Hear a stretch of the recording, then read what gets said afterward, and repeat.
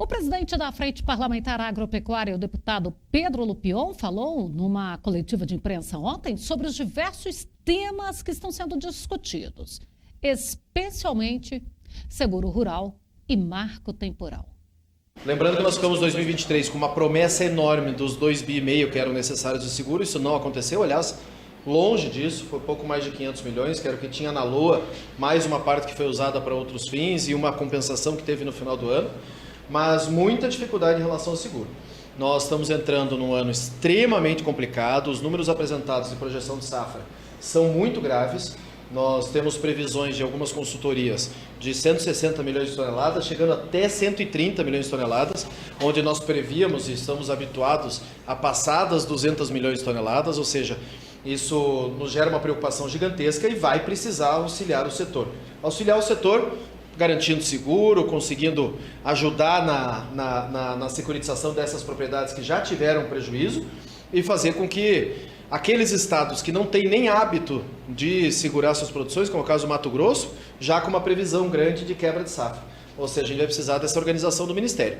O ministro Nery Geller, o secretário Nery Geller, tem conhecimento do setor, sabe dessas dificuldades e se comprometeu em trabalhar muito fortemente para que consiga recompor esses valores de seguro. Lembrando que plano safra e seguro, a gente está falando de um orçamento que a gente pega a execução no meio do ano. Então a gente precisa conseguir garantir que pelo menos até junho exista a execução do seguro e que a partir dali a gente consiga mais recursos para buscar essa salvaguarda aí para os produtores do país. A previsão, infelizmente, é muito complicada. Nós já estamos falando em soja a menos de R$90 no Mato Grosso. No Paraná, que é um estado que sempre teve uma valorização um pouco melhor, já estamos falando em soja a 102, isso não cobre custo. Então, sem dúvida, teremos um ano complicado. Veja, primeiro que essa questão já saiu do governo federal, né? O próprio governo federal judicializou a questão para não se envolver na solução dela.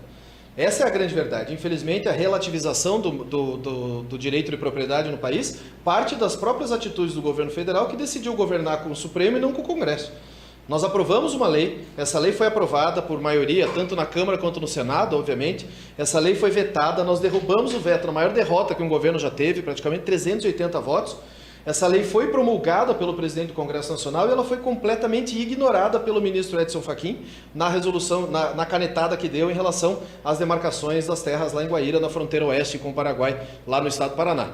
Tanto desrespeitada a lei que foi aprovada pelo Congresso, quanto também a decisão do Pleno do STF, que não permite demarcação sem indenização prévia justa de terranoia e de benfeitorias. Então, infelizmente, é a maneira como o desrespeito entre a autonomia dos poderes tem comandado o país e a opção do governo federal em governar junto com o STF e não com o Congresso. Ignorou completamente, da mesma maneira que fizeram na lei de pesticidas, que foi aprovada e relatada por um senador do PT, inclusive aprovada por unanimidade no Senado, com veto da Presidência da República, como fizeram também na legislação da regularização fundiária, relatada pelo deputado Ayrton Faleiros do PT, vetada também pelo Presidente da República, ou seja, estão simplesmente ignorando, dando, como a gente fala lá no interior, um chocolate para o Congresso e fazendo o que bem entendem. Essa relativização do direito de propriedade não é responsabilidade nossa do Congresso. A nossa parte nós fizemos, aprovamos uma lei e deixamos muito clara como ela tem que ser feita.